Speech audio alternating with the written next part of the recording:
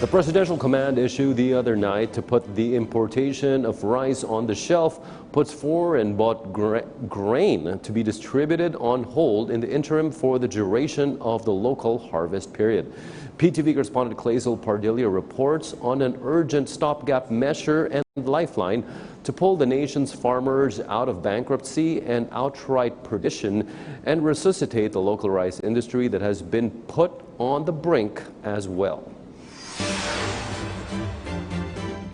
The Department of Agriculture will not completely put a stop to rice importation.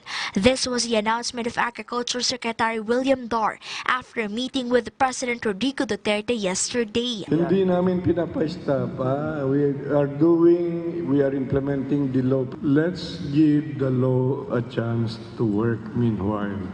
Wala pang isang taon. Dar refused to answer why the chief executive withdrew his order to suspend rice importation, but he enumerated the 3 directives of President Duterte which aim to ease the burden of farmers confronted with falling prices of palay. First of which is to expand the Philippine emergency buffer stock of rice from 15 to 30 days.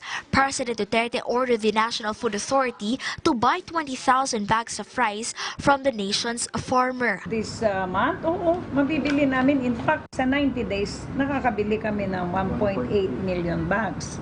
So ngayon, sobra siya. May existing kami na buying stations na 348, but dinagdagan namin na magiging 548 na. Duterte also directed Agriculture Department to provide unconditional cash transfers or 5,000 worth of subsidies to farmers stealing 1/2 to 2 hectares. The government allotted an annual 3 billion peso fund for 2 years. Lastly, President commanded the Bureau of Plant Industry to impose strict measures in granting phytosanitary permits to procure imported rice. The BPI will restrict heavy metals, chemicals, mites, and other microorganisms found in imported rice to limit its volume. There are 3 million metric tons of imported rice which enter the country. With the continued implementation of rice importation, the government is confident there will be enough supply of rice for the foreseeable future. The rise in the price of rice will also slow down.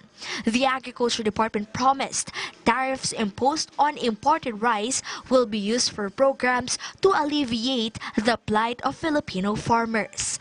The country's rice industry will continue to thrive with the implementation of the programs under the Rice Competitiveness Enhancement Fund, which is aimed at making Filipino farmers more efficient and cost-productive so they can compete with their counterparts in Southeast Asia. Clazel Pardilia for the Nation.